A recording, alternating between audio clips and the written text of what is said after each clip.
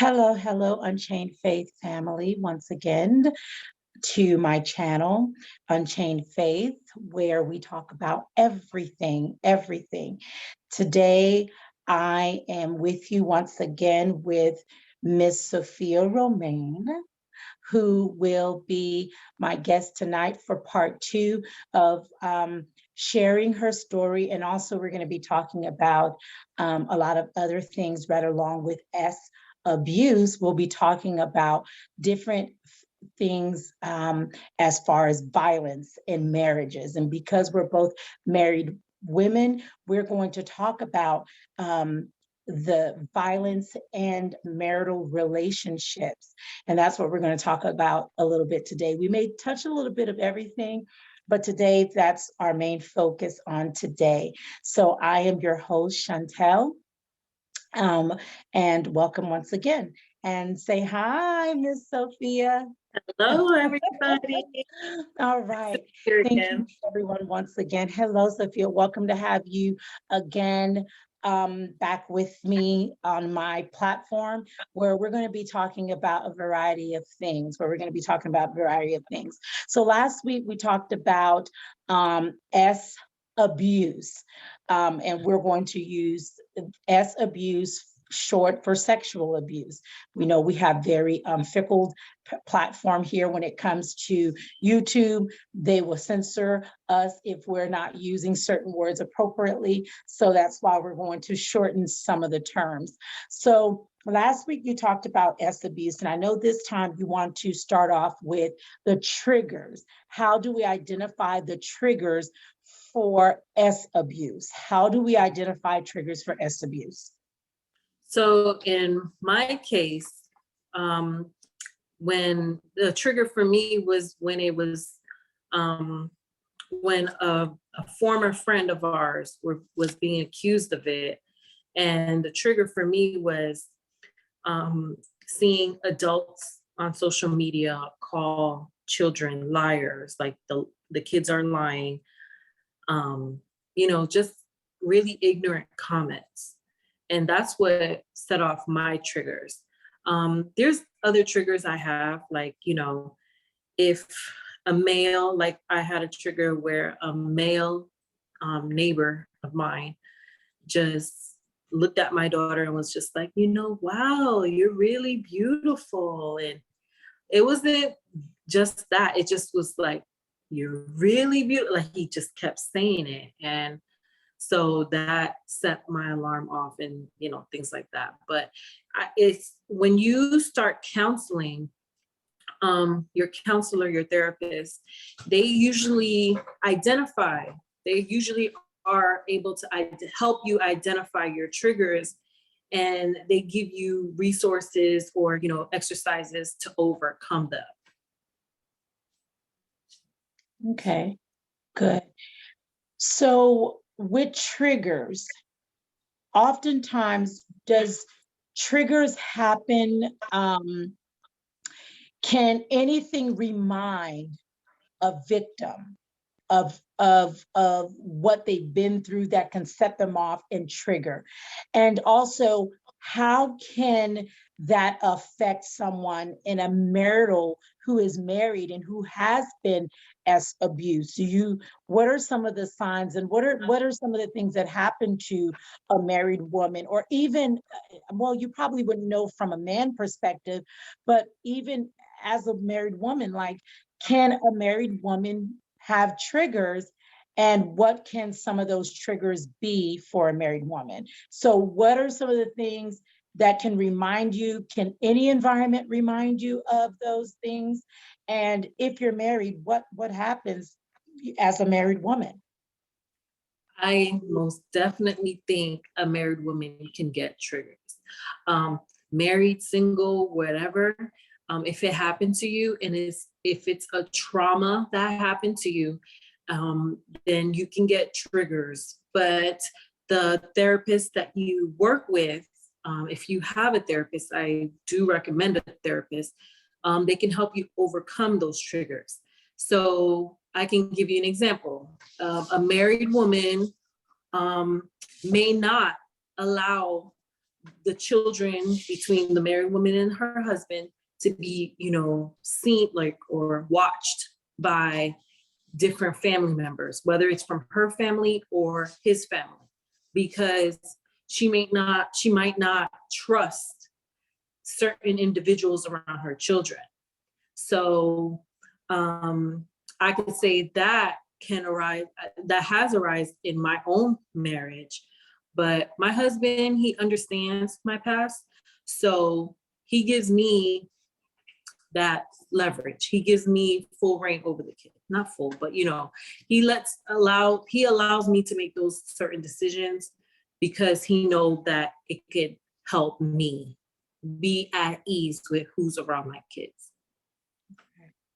That's right. Good, good.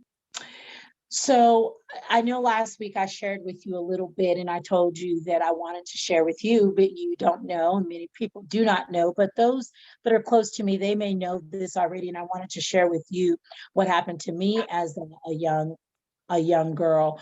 I think I was about, I want to say maybe 12 or 13 years old.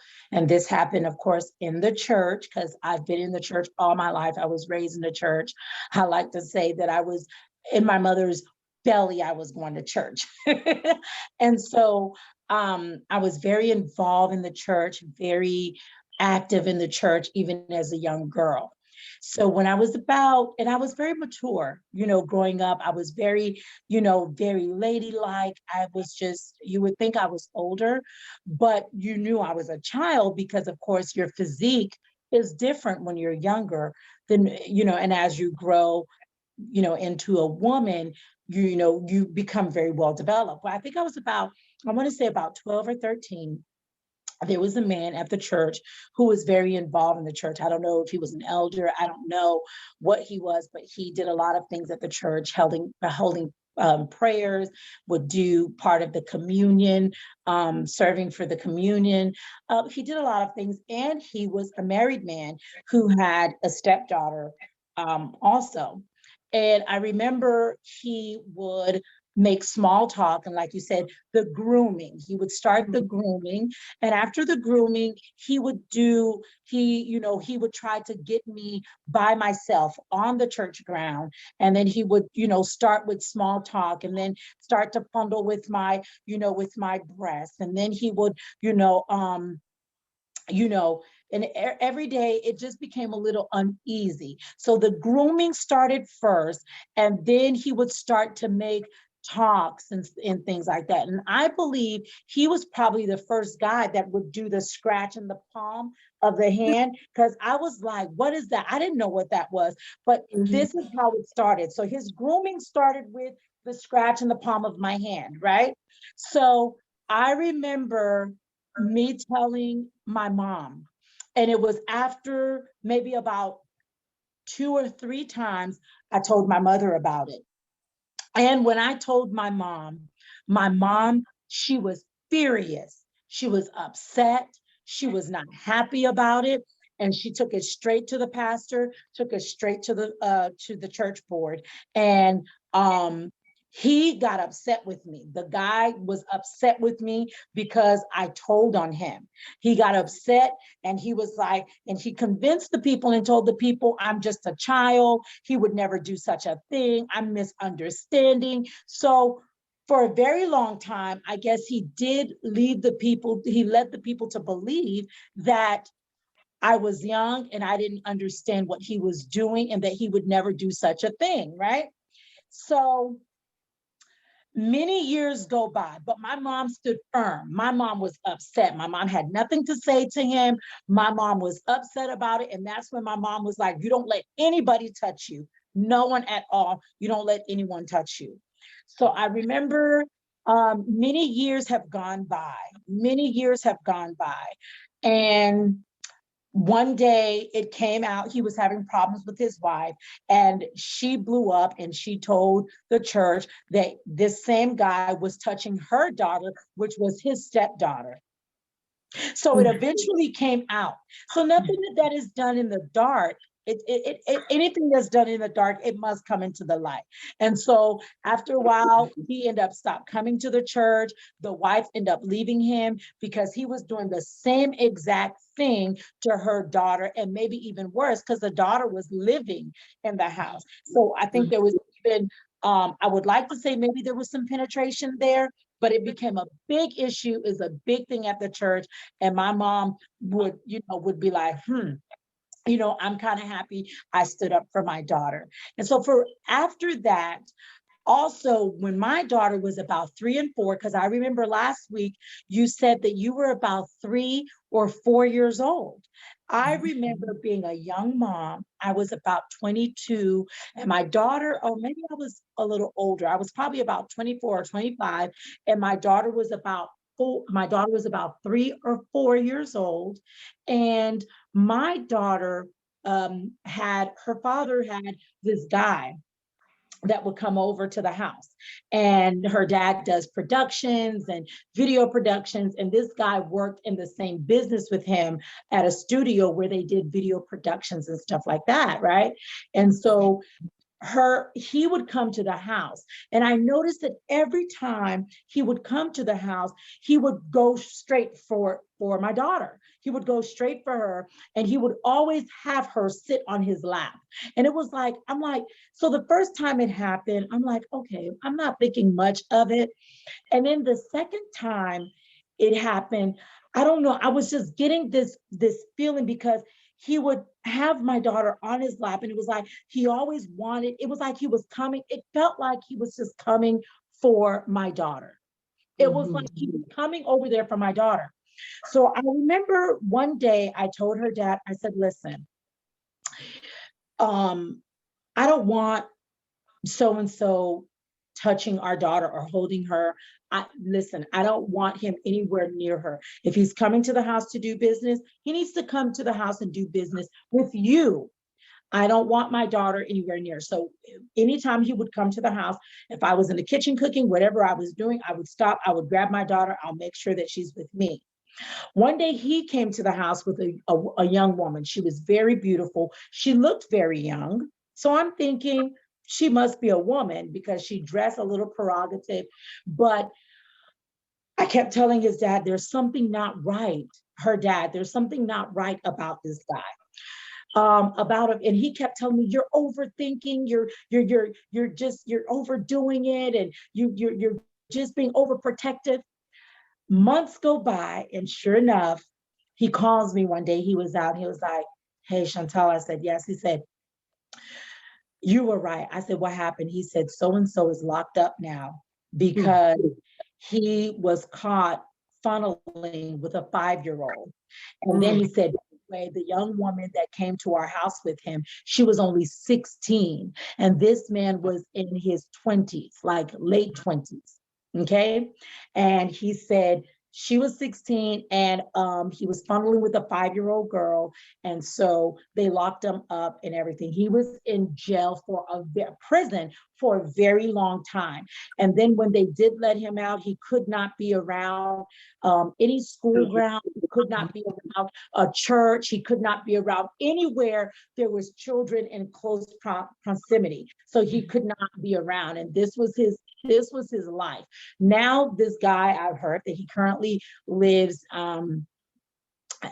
he lives out of the country now. He doesn't live here anymore. I guess he maybe have been deported, but this was his life. And I was like, thank God I noticed the signs.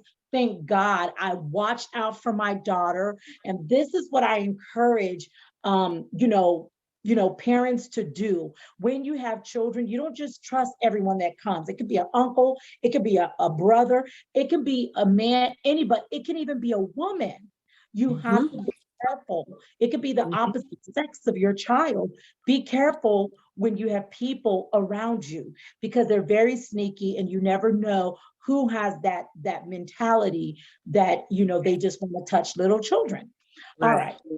Did you have anything that you want to say about that before we move forward? Yes, I find it really honorable that your mom believed you. Yes. Like, she really believed you. And she put her foot down, and she made sure that everybody in the church knew Yes. what happened, because that alerted everybody. That was an alert. This man Yes. can be trusted around children. And, I really commend you too, because you saw the warning signs and that prevented your daughter from being a victim. Yes. So that's really honorable of your mom and you. Yes. Thank you. Thank you. Mhm. And that's why there is, it's important. It truly is It's- important. Yeah, because a lot of parents, they just sweep it under the rug. They just, it's not like they don't, bring it importance. So it Yes. just goes unchecked. Yes, it does. It goes Mhm. unchecked. And there was another incident as well.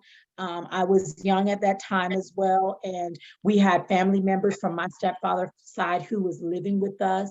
And, his cousin, was trying to pull the same stunt. I told my mom about it. My mom nipped it right in the bud, told my Mhm. stepfather about it, and boom, he was out of the house. My mom didn't play any games. And so today I'm not a victim of that. And I'm truly blessed because my mom was one that listened. She was one Mhm. that believed me and she took immediate action right away, right Mhm. away. So I'm very blessed and very happy, and I remember it like it was yesterday. Mhm. Yes. Amen. Amen to that, girl. Right. So we want to talk about physical violence. Mhm. Physical violence. And we know there's a lot of this that happens. There's a lot of physical violence that happens in relationships. And this is such a big, big thing that happens in relationships. It happens a lot to women. And I think for another time we can talk about men, but today we want to focus on we want to focus on the women in marriage situations. So what would you like to say about physical violence? Well, I experienced physical violence in a past relationship of mine. Um, it start off small, where it's just like, hey, like, just a tap on the shoulder or whatever, or it's a throwing of an object, and it's supposed to look like it's playful and things like that. But then gradually it gets, more violent and more aggressive. And so I can't remember what, started the argument between him and I. But we were in his house, his mother's house, in her living room. And he said, like, he said he wanted to go into his room, because the argument started in the living room, but he said he wanted to go into his room. And I didn't think, why would we, I thought maybe because he didn't want his parents to hear us arguing. So we went into his room, and then um, that's when things got really aggressive. And he like pulled me into his closet. He had a walk-in closet. And then it's like all of things got so bad in there. All his clothes fell on the floor. But, it's like, I do see like some certain women are battered, like, they don't fight back, but I fought back, so Mm, it's not like he was just beating me and I was just taking it. I fought back, back. but I stepped out and I told his father what happened. His father kicked him out of the house. I went home, um, and I called um, a family member and told them what happened. Um, and his father called me later and said, if he ever does this to you again, like, I'm done with him. I'm totally done with him. And from that day forward, he never put his hands on me That's good. Physical abuse is very serious. again. You would think that we're in a new century, in a new millennia, in new years, and an up year time. Like we're not in the old days. You would think that now, with all the protection that we have and all the education that we have on physical abuse, that these things would not still be happening, but they do. They happen a lot. My question to you, Sophia, is when things are being broken as well, like even if the person is not physically touching you, because I was reading something as we were getting ready for this interview for, today. I was reading something and it was talking about that physical abuse can also be when that person is so angry that they're throwing stuff and breaking stuff as well. Yes. Does that fall under physical abuse as well? Yes. And that's also, it's also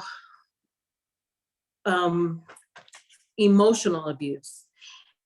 And it's like they're using non-physical things that will belittle you or make you feel unsafe. It goes pretty much hand in hand. Okay. Emotional abuse and verbal abuse pretty much go hand in hand.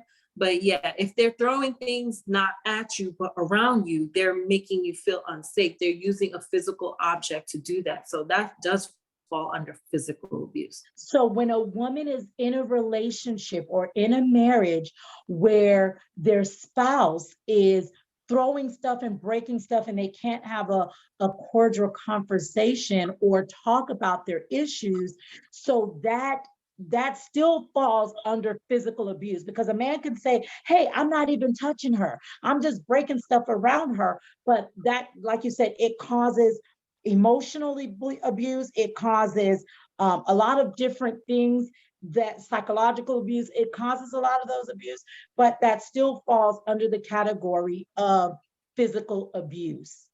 Yes, because if they're using the object, a physical object, to make you feel unsafe or to belittle you, that falls under physical abuse as well.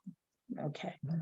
So ladies, as you all hear, these things are very serious. These, physical abuse, it's not okay for someone to touch you at any time.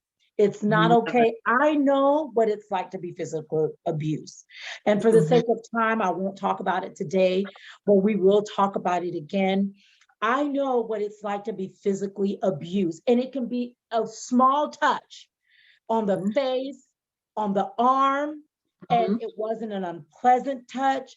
That is physical abuse.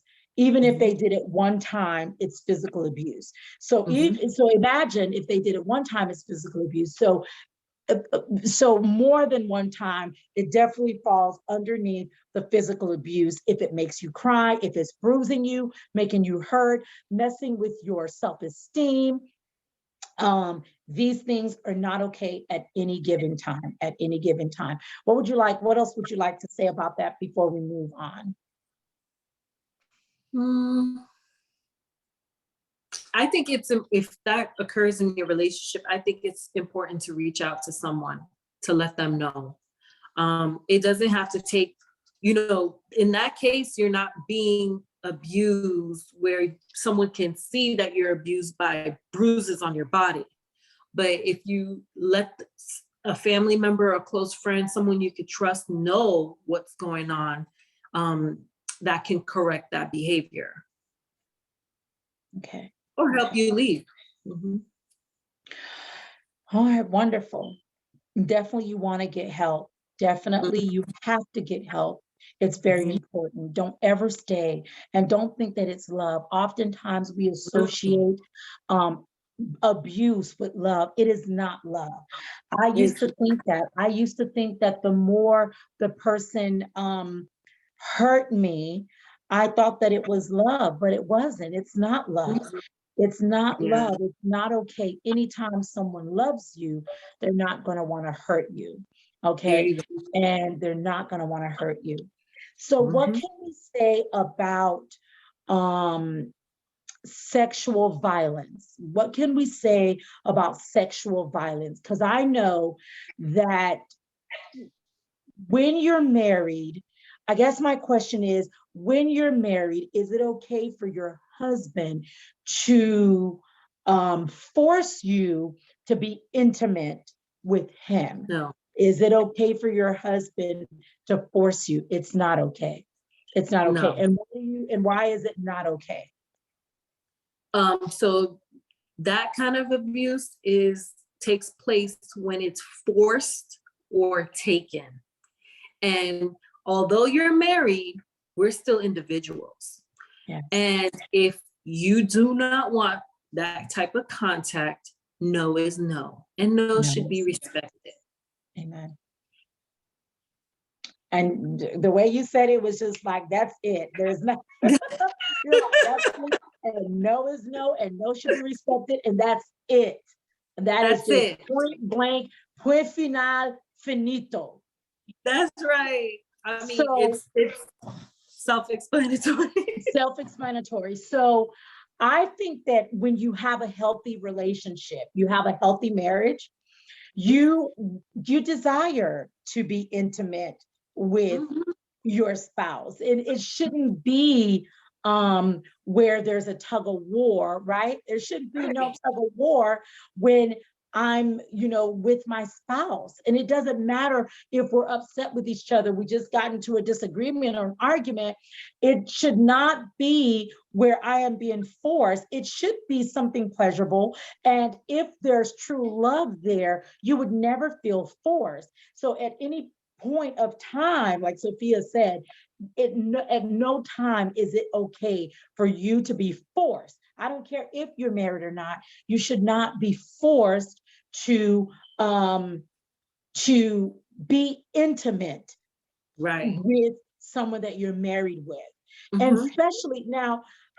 Sometimes I've heard people say, "Well, when we argue, that's when we have the best, I like when we argue because we can have it rough, we can have it this and that."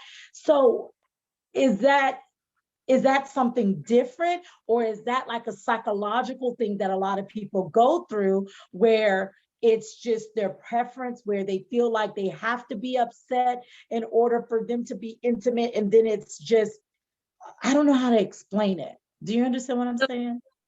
I think makeup sex is different than, Then you know, but the psychological part of it is that if your self-worth is being altered, that's where it becomes abusive. okay. Um, but it's supposed to be natural. Like, when you become intimate with your partner, that's supposed to be natural. It's supposed to feel beautiful, Yeah. not forced, not taken. Amen. I totally agree with you. Not forced, Mhm, not taken. Oh, that was mhm, wonderful, wonderful, wonderful. All right. What about emotional violence? What about mhm. emotional violence? Where people make you feel stupid, your husband is making you feel stupid or worthless. A lot of relationships are like this. A lot of relationship, there's a lot of belittling in that Mhm. relationship. Oh, God, they Lely. Oh, God, they Fentley. Got Figure. Got what's that? Look at him. And there's just a lot of belittling, and that really can mess with your emotion. What? Mhm. How do you feel about that in a marriage where, um, you know, your emotions matter, right? Your feelings Yes, matter. So yes. is that ever okay at all in a marriage? Emotional Never. violence? It's never okay. And it's a non-physical way to belittle somebody. And Mm, as far as a marriage go, a spouse might belittle their other spouse because of their own insecurity. Oh, look at you, another man will never want you. Another man mm, will look at you twice. And actually, if you know, it can lower your self-esteem if you start believing that. And the more it's said, maybe that's, for a woman, the more you'll start to believe it. and then it's hard to recover from emotional damage. It's Wow. harder to recover from emotional damage than physical. And physical, yes, Physical, yes, your body yes. heals. That is true. Yeah, but from emotional damage, that's harder to fix. And that is so true. And I think that's where they say that there's power in our words. And that's Mm-hmm. why it's important for us to have affirmations as a woman, as a believer, as a child of God. And like they said, that there's power in the tongue. And so when we say something, it comes to life. When we put it into the atmosphere, into the universe, it comes to life and it grows like a plant. So I have heard that and I experienced it myself, that when someone hurts you physically, you would think that, man, I would never forget that physical abuse. That person Mm-hmm. hurt me, I would never forget that physical abuse. But when that person belittles you emotionally, that is Mm-hmm. like the worst thing ever, because you think about it, it's there, it never goes away. Your physical abuse can go away, but that the emotions, the emotional violence is there when that person is belittling you and speaking negativity into your life. Then you start to make that your reality, and then you start to second Exactly. guess yourself. Yes, in a past relationship, I was always getting accused of cheating, and I'm like, I don't, Wow. you met me in church. I'm not a cheater. I'm a Wow. good girl, Yeah. So, but it started. It's like it was said so much that I started believing that I was doing something to attract that behavior. So but from what I understand now, from what I learned after the fact, it was just his own insecurity to Yes. try to, bring my confidence low, my self-esteem low because of his own insecurity. Wow. That is so true. Mm-hmm. And I find Mm-hmm. that um, this is so true, that I find that when people are like that, there has to be some type of trauma. There Mm-hmm. has to be some type of insecurity from their childhood, from their past, that Mm-hmm. makes them treat people such a way, right? That you're right, but I never could pinpoint it with that individual. I could never pinpoint what happened to him when he was younger for him to be that way. Wow. Mm-hmm. Wow. Wow. So what about a psychological violence? What about the psychological violence? So, psychological, to me, when I think about it, it reminds me of a narcissist, because Mm-hmm. psychological violence, they use threats, they put fear into you, and they're like master brains. They're master brains. They try to control your brain, and that goes right along with emotional violence, right?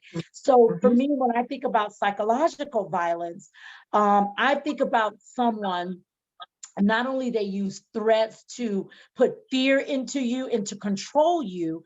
I think about a narcissist, and I think that's what narcissists do. Mm-hmm. Narcissists come into your mind and they try to play with your mind, your thinking process, because once they can get into your mind, then they have control of you. What do you say about someone who's in a marriage with that may be being psychologically abused? Psychologically abused is when your self-worth is altered. So Wow. I know I have a friend married to a serial cheater, just a Ooh, serial cheater, meaning ooh, cheat, cheat whenever he goes to the gas station or whatever. You know, unbelievable. we'll show up to church, stand outside the church, and watch every woman walk by looking at their behind and stuff like that. A serial cheater, and she knows this. However, she don't leave him, but her self worth. He calls her fat and things like that. Her self-worth is altered. She doesn't think she's worthy enough to leave him. And, you know, as much as I can talk to her and say, you have to protect yourself. You don't want just anybody bringing diseases to you, you know, or your daughter or whatever, you know, you don't want that.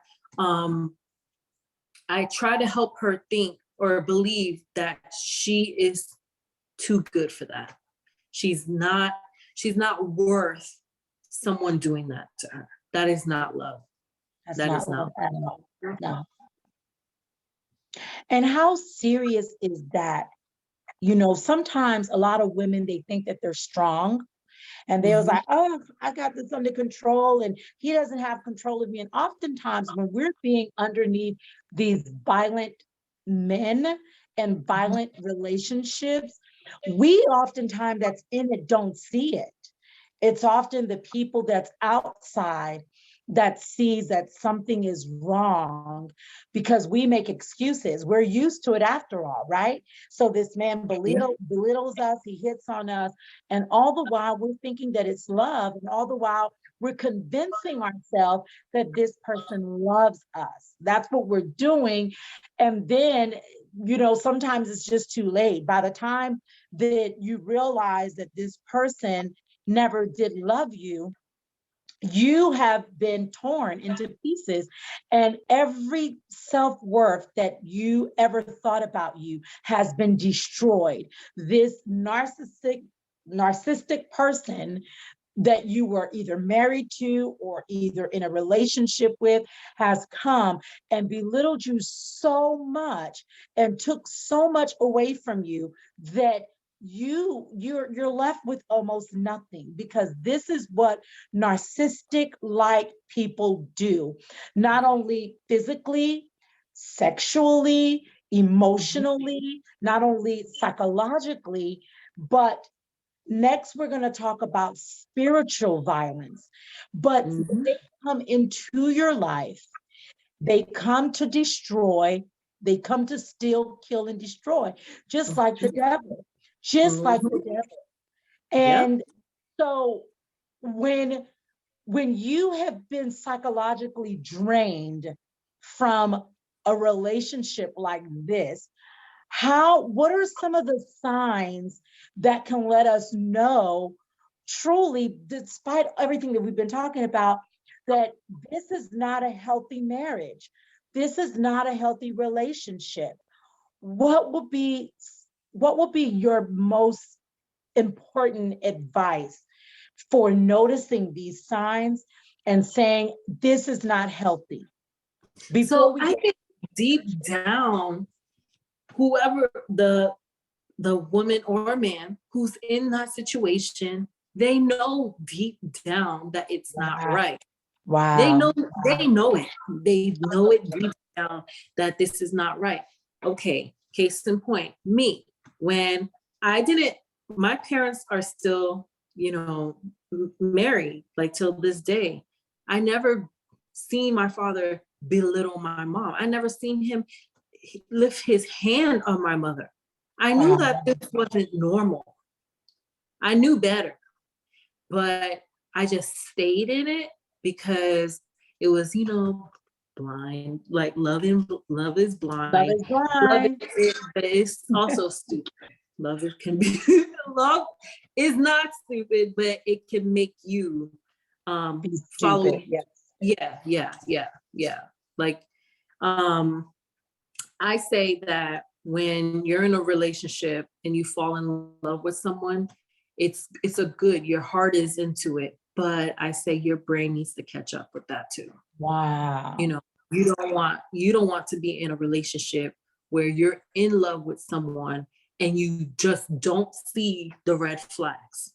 Oh, You, oh my yeah. gosh. Your Red brain has flag. to Like, catch I don't up know. to it. Like, is there anything like, do I have a red flag here? Red flags, ladies. Hello. Yes, I yes, yes. mean, Sophia, you're so right. We're so in Mhm, love that we mhm. do not see the red signs for the life of us. Like Right. this red lipstick that's on my lip. Red flags, ladies. Red flags. Like, Yes. there are red flags. And guess what? Before we were even married with these people, we saw at least one red flag. And we Yes. choose to ignore it, just like you said, because our heart our brain does not catch up with our heart. And only Mm-hmm. if brains could do that, it would be nice. And so Mm-hmm. it would save us all the heartache. Now, Mm-hmm. before we move forward, is it possible that a woman could stay in an abusive, violent marriage or relationship, even before the marriage, it was there? Is it possible that it could have a lot to do with her upbringing? And just like you mentioned, you've seen your mother and your father, they've been married, they're still married today. They're beautiful people, they're still married today. And you've never seen them ever have a physical altercation. You've never seen this. So is it possible that a woman would stay in a marriage because of the fact of her childhood? Maybe she came from a broken home. Maybe she witnessed violence. Maybe her mom was being abused by her dad or a step parent. Um, or it's just a cycle in the family line. Is it possible that half of the times the women that stay in these violent relationships comes from being raised in a violent environment or a toxic environment, a traumatizing environment? Is it possible? It's absolutely possible. So in my case, my parents were, married, still married. I never seen abuse in between them.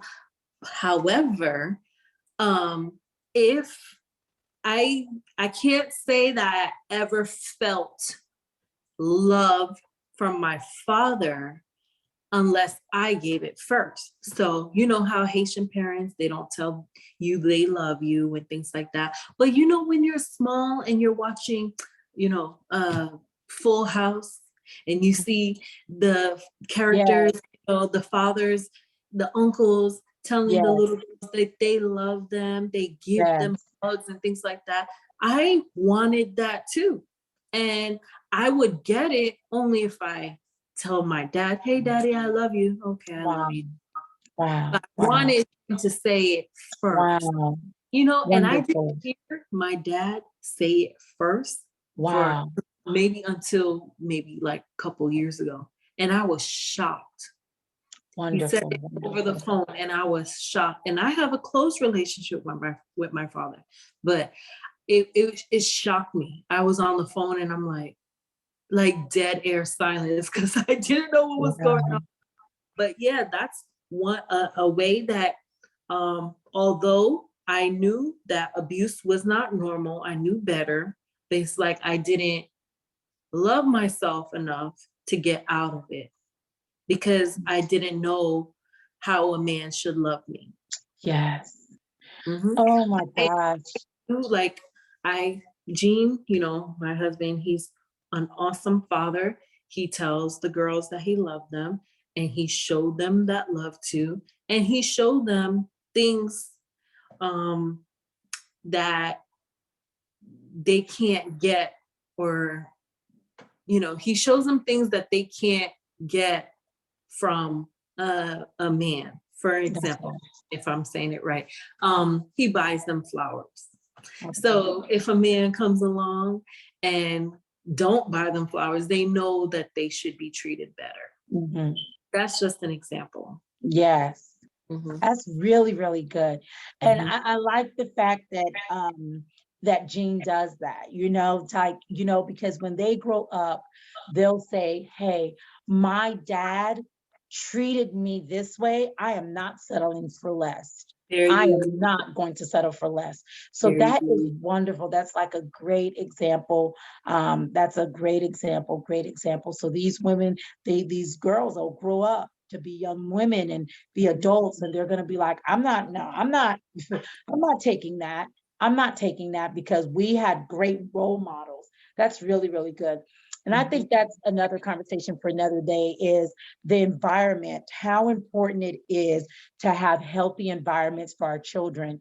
And because our children, they do grow up, and believe it or not, their childhood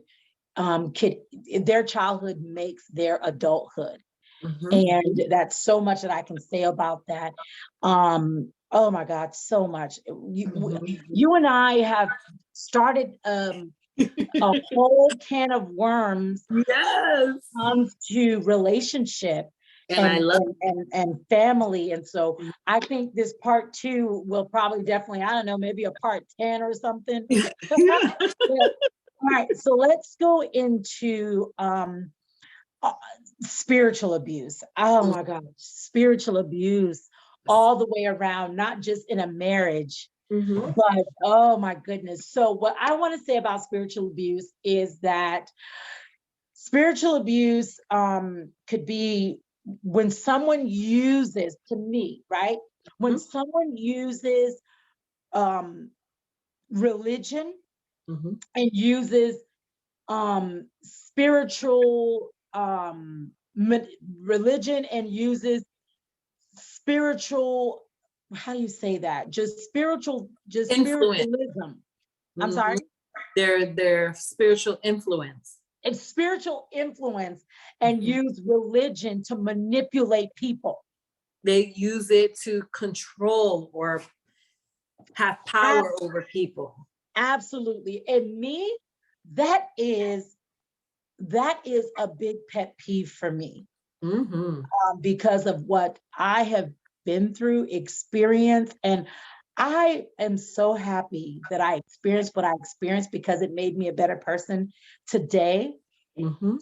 But I can say that spiritual violence is one of the most dangerous violence at all times.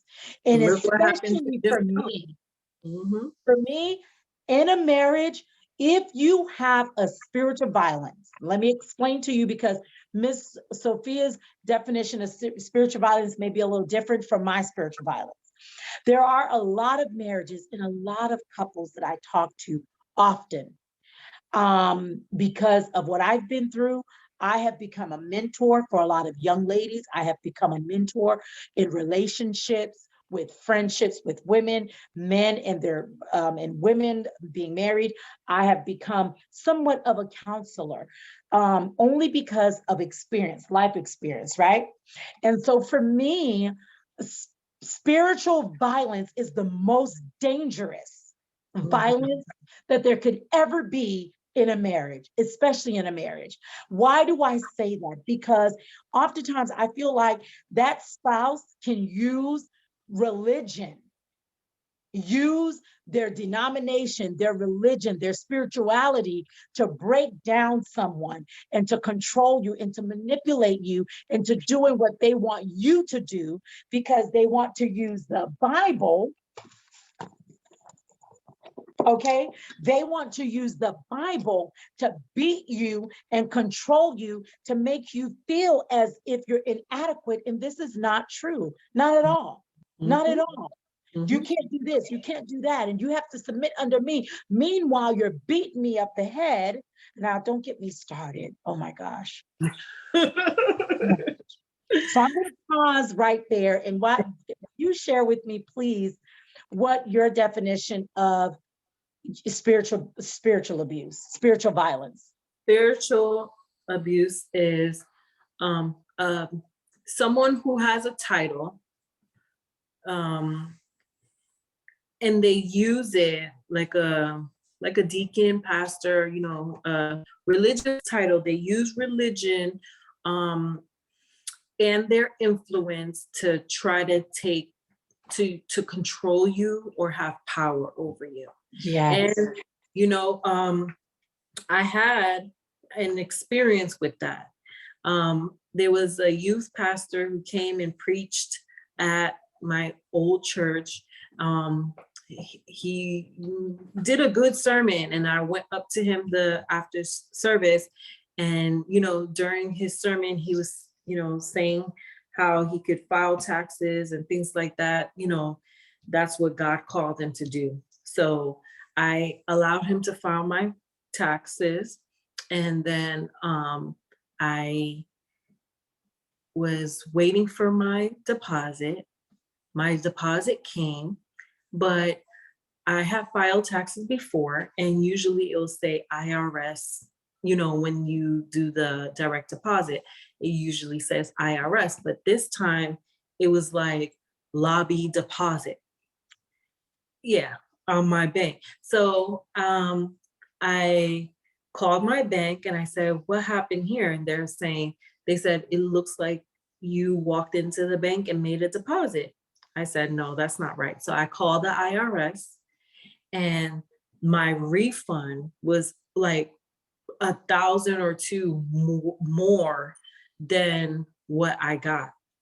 And so I had to call him and I told him what I found out. He eventually gave me all my money back. I Oh my reported, gosh. yeah, and I reported it to my pastor, but he was still allowed to come back and preach to the youth. That was spiritual and financial abuse hand in hand. But it was like swept under the rug. Wow. Mhm, Wow.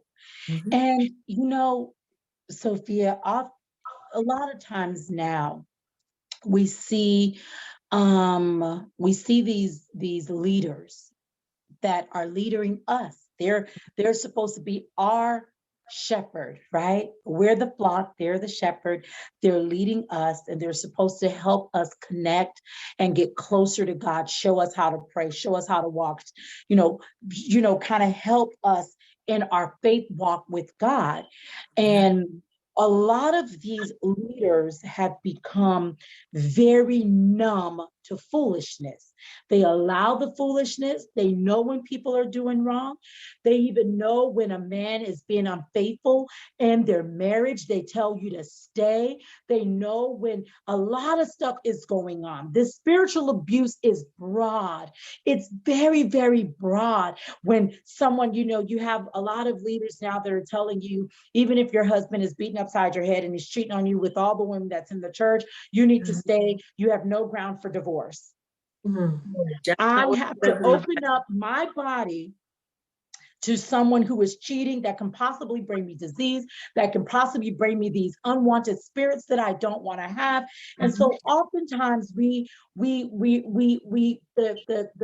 they're taking it too far, too Mhm, far. And some men, they cheat on their wives and tell their wives, you better not say nothing, beat on their wives. And they say, you submit to me. You have to submit to me because you married me. And the Bible says that you should submit to me. And so you better submit to me, you know. And mhm, so it's too much, and we have a lot of women that are losing their life, they're losing their self-worth, they're losing their identity in Christ because of spiritual violence in the church and outside of the church. A lot of the men that go underneath a lot of these leaders that I call narcissist cult leaders, they go into these there is no foundation, there's no true how do you call that, marriage counseling. They're watered down, gummy beared, flutesy flutes, religions, and all this spiritualism of nothing. And then they allow two people to get together,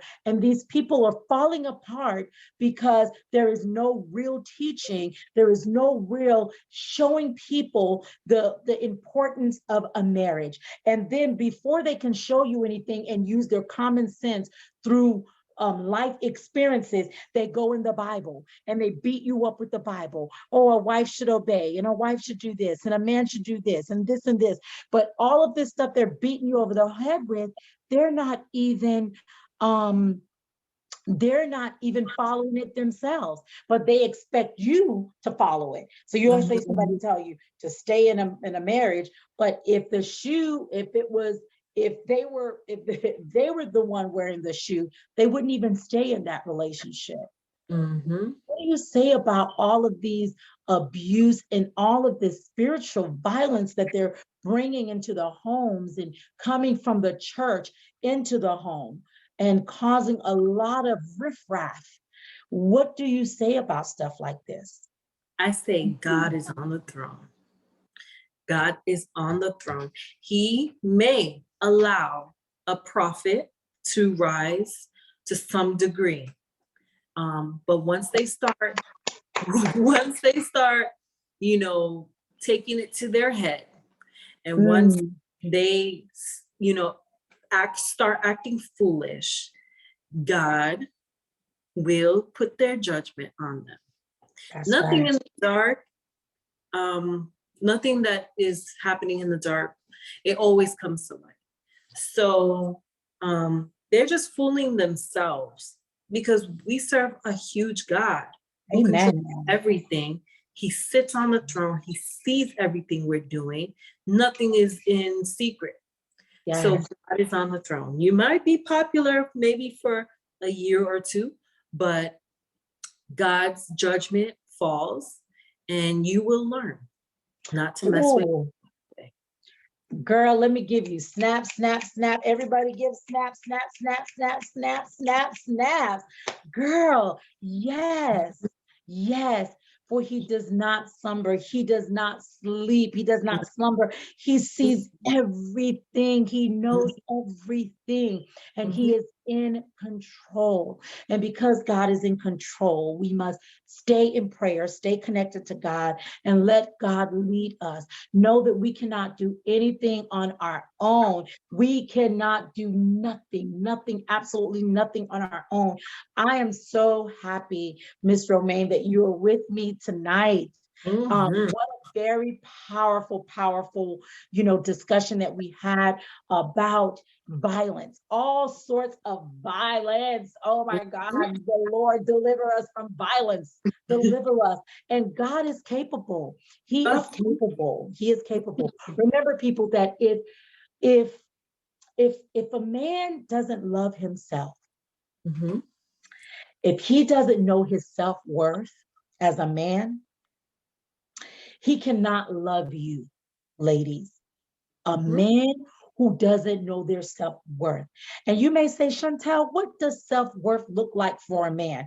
I'm not a man, but I'm going to tell you this, okay? And I proudly can say this maybe because I have a very wonderful and humble husband. A Mhm. man who doesn't cheat on his wife, that's Mhm. a self-worth. Yes. That's love that he has for himself. Am I right, Right. Sophia? Absolutely. A man who doesn't, and you may say, well, what man doesn't cheat? That's There's a lot not of men true. who don't cheat. There's a lot of great men who doesn't Mhm. cheat, because Mhm. and it doesn't mean they never cheated before they were with their wife. It just means that they put up their player card. They threw their little black book away, and they hang up their player coat, and they're saying, listen, I'm done. I found the woman. I love this woman. And then let me tell you something. If a man doesn't love himself first. And I heard them say, well, if a man doesn't respect his mother, then he can't respect his woman. No, because sometimes a man will treat his mother right and still treat his lady wrong. That's Okay. He would mhm. treat his mother right because he knows that woman will give it to him. But then he will still treat his wife wrong. So I say this: a man who respects himself Mhm. and he respects God, he has the fear of the Lord, he respects a God enough and himself enough not to cheat on his wife. When a man is secure in who he is as a man, he's not all jealous when he sees his wife talking to someone, or someone talking to his wife. He's not having low self-esteem. When a man is a man, okay, then you you you're good, ladies. You're good. You're good. Don't be with a man. You cannot submit under a man who won't submit under God the right way. A lot of Mhm. men say, oh, I go to church, I'm a deacon, I'm an elder. What does that mean? It doesn't mean anything. It's a title. It's a title. It is just a title. You have to be secure in who you are in Christ. And when a Mhm. man knows who he is, he won't cheat. He's Mhm. going to be a good man. Mhm. He trusts in the Lord. He serves God, and he has fear of the Lord. And therefore, you know that this man, you can trust him. You can build with him. But what is your last note, Miss Sophia? What is Well, your advice to everyone? my advice to everyone is don't ignore the red flags. Mm, And that's with every situation. If you see red flags in relationships, if you see red flags at your job, then you wave your white flag. Get out. Get out. That's my advice. Thank you so much. Thank you for sharing. Thank you so much for sharing with us tonight. We do have another we do have another interview or topic of discussion that we would like to share with you all next week. So please stay tuned to that. We are so super excited that you joined us and you watched us today. And until next time, everyone, and remember that I love you. And God loves you too. All right. Until next time, everyone. God bless. Bye-bye. Bye.